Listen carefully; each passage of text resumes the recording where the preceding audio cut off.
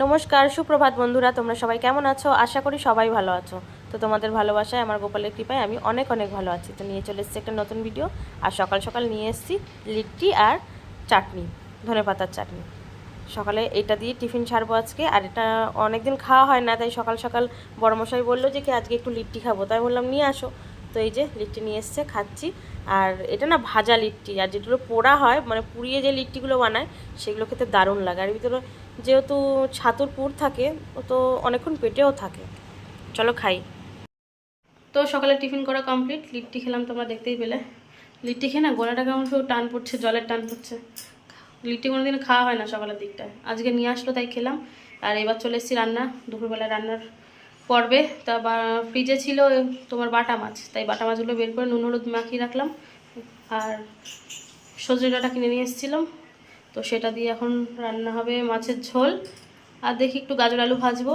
আর যেহেতু কালকে ভেবেছিলাম যে সবজি বাজারে গেছিলাম সবজি বাজার করব বলে, কিন্তু সবজি বাজার করিনি। বাবাই বললো যে কি আজকে হাট থেকে নিও, যেহেতু আজকে হাটবার আছে এখানে, হাট থেকে তাহলে বাজার টাজার সব কিছু করো। তো ওই জন্য আর কিছু করিনি বাজার, ওই করবো বলে। তা চলো রান্নাবান্না করি, বেশি বক বক করছি তাই না? চলো রান্নাবান্না করি, অনেকটা বেলা হয়ে যাচ্ছে। এই যে এই কয় পিস বাটা মাছ ছিল, তো নুন হলুদ মাখিয়ে রেখেছি। আর এই কটা ডাটা কাটবো এখনও, মানে মাছটা ভাজতে বসিয়ে দিয়ে আর আমি সবজি কাটবো। আর এই যে রান্না বসিয়ে দিয়েছি কড়াইতে। কড়াইটা গরম হয়ে গিয়েছে, কড়াইতে দিয়ে দিলাম সর্ষের তেল। সর্ষের তেলটা গরম হলেই মাছ ভাজবো। আর এদিকে মাছ ভাজতে ভাজতেই না ওদিকে আমি সবজিটা কাটবো। যেহেতু বেশি কিছু রান্না হবে না, তাই মাছ ভাজতে ভাজতেই আমার সবজি কাটা প্রায় হয়ে যাবে। তো যাই হোক, এই যে মাছগুলো লাল লাল করে ভেজে নেব।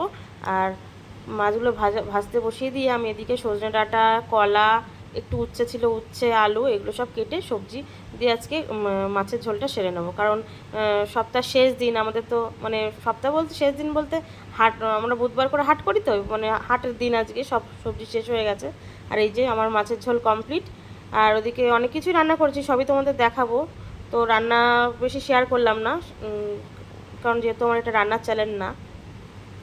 আর এদিকে রান্নাবান্না সব কমপ্লিট করে নিয়েছি, এবার গ্যাস ট্যাস সবগুলো সব মুছে নিয়েছি। আর আমি না নতুন রান্নাঘরে শিফট হয়ে গেছি, তোমরা হয়তো আগের ব্লগে দেখেছো, কিন্তু আমার বলা হয়নি।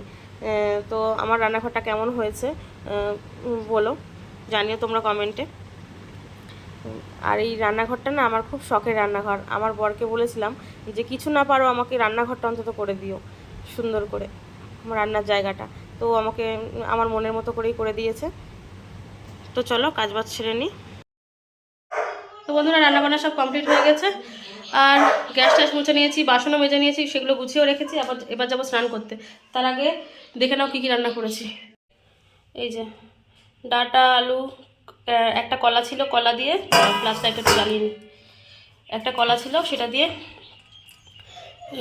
মাছের ঝোল করে নিয়েছি বাটা মাছ দিয়ে।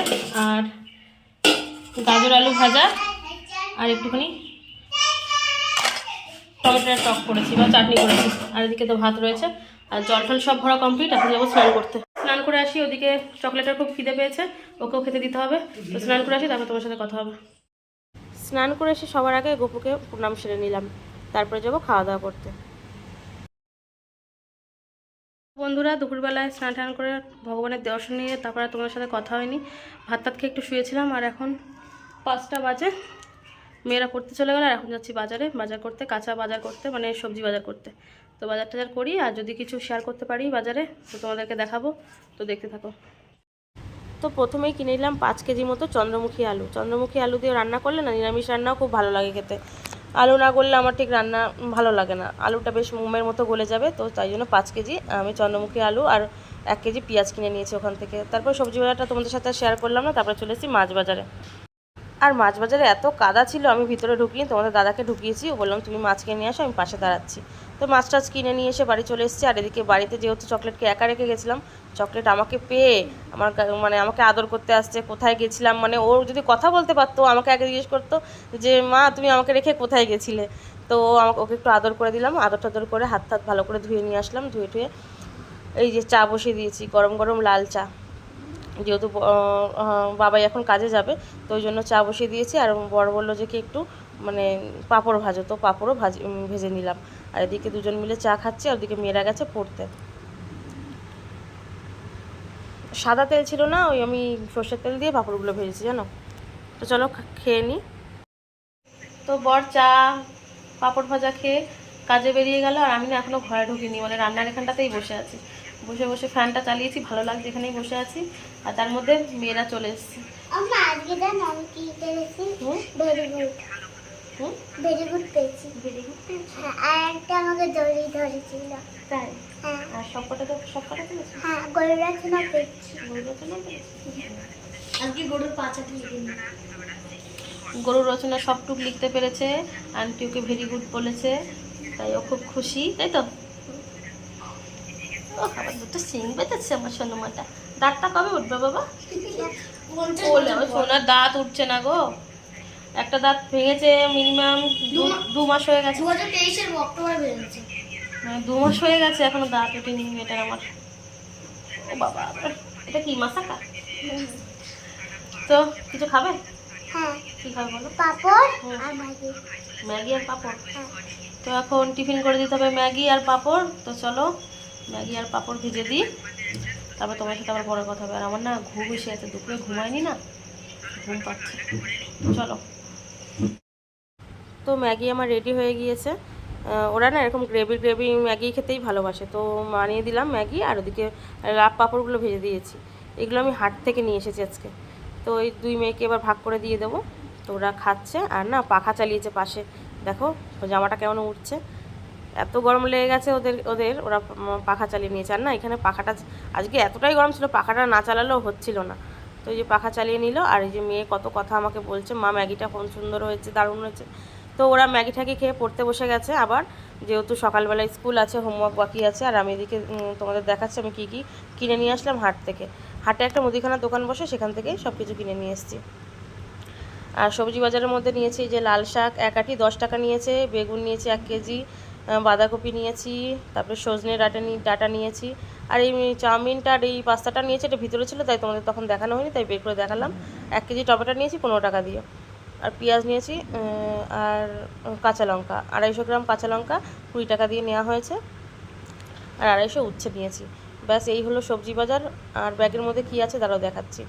ওগুলো তো প্লাস্টিকে নেই, ওই জন্য ব্যাগের মধ্যে রয়েছে যে গাজর আর সিম আর আলু। আর মাছ বাজার থেকে তোমার দাদারা কী মাছ কিনেছে আমি তখন দেখিনি, আর যেহেতু আমি ঢুকিনি আর ওর কাছে জিজ্ঞাসা করা হয়নি কী মাছ নিয়েছে, তাই এখন খুলে দেখছি ও রুই মাছ নিয়ে এসছে, বেশ ভালো হয়েছে, অনেকটাই পরিমাণ নিয়ে এসছে, অনেকদিন আনা লাগবে না মাছ। আর এই যে 2টো কন্টেনারে ধুয়ে নিয়ে এসে ভাগ করে রাখছি, মাথাগুলো আলাদা রাখবো আর মাছগুলো আলাদা রাখবো। আমাদের 2-3 দিনে এই মাছটা হয়ে যাবে। আর তার মধ্যেই বড়মশাই ফোন করে বলছে রাত্রে কিন্তু আজকে রুটি খাবো না, তুমি কিন্তু আজকে আমার জন্য ভাত করবে আর মাছের ঝোল করবে। দুপুরের মাছের ঝোলটা আমার খুব পছন্দ হয়নি, ওই জন্য আবার মাছের ঝোল করতে হবে আমাকে।